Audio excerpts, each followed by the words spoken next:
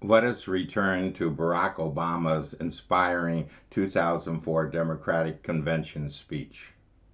His parents were from two continents, his father from Kenya in Africa and his mother from Kansas.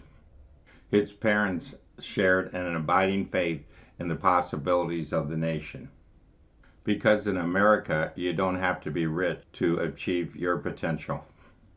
This is the true genius of America, a faith in simple dreams and insistence on small miracles. He went on to say in his speech, there is not a liberal America and a conservative America. There is the United States of America. There is not a black America and a white America and Latino America and an Asian America. There's the United States of America. The last president of the United States did not share these values. We must do what Barack Obama said in his last speech. Vote. We need to take action by either voting early, using mail-in votes, or voting on November 8th. For a web-based presentation of how voters empower their life, click on the link below. For an elegant video presentation on these points, Google Barack Obama's Wisconsin speech. Let's take a look at each Empower Life screen. A vote by all who support the American experience will help ensure that seniors still have Medicare and Social Security, that students have loan relief and climate action, that minorities have political and social policies that improve racial equality and problem of racism, that the middle class has health care and good paying jobs. Let's move on to the Corporate Republican America page. Corporate Republican America is no friend of working class. Donald Trump's MAGA Republicans are no friend of American democracy. The Republican Party is a deeply divided party. It is no longer the party of Lincoln. The McConnell, McCarthy, Trump, and DeSantis Republican wings, all part of the Republican divide, all form their own individual devils to our safety and economic well-being. Your vote for Democrats will support real and meaningful progress for you and your family. Let us turn now to the inflation economy page. Struggling families trying to keep up with gas, food, and the cost of living. The war in Ukraine, OPEC, and corporate greed, global financial crisis caused by the COVID pandemic have made inflation and economy a major problem. The Democrats are doing something.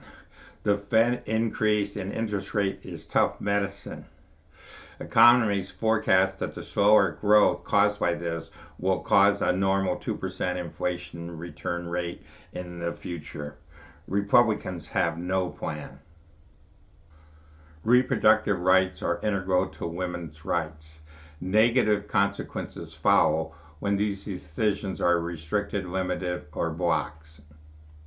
In fall's new Supreme Court term, the far-right extremist bloc is taking on privacy rights, guns, and federal regulatory powers that help protect us. The administration needs to preserve the Democratic House majority and approve Senate majority of 2 or more members to support the codification of Roe versus Wade. Let's now turn our attention to guns and crime. Republicans would have you believe that it's a problem of the current administration.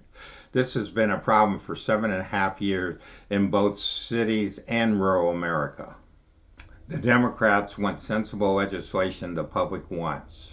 Military weapons have no place in the hands of 18 to 20-year-old civilians.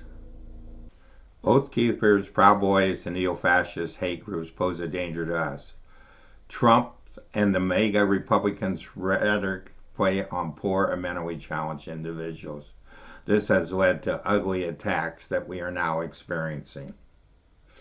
Climate is a concern to America and to all countries of the world. The U.S. Congress has advanced climate legislation. The 1.1 million infrastructure bill had many provisions. The Inflation Reduction Act is the second piece of legislation that accelerates clean energy technologies, reduces global emissions, lowers energy prices, straightens our economy by building reliable and affordable energy control. More needs to be done in this area, but this is a good start. This concludes our presentation. By voting, we can empower our life and protect democracy.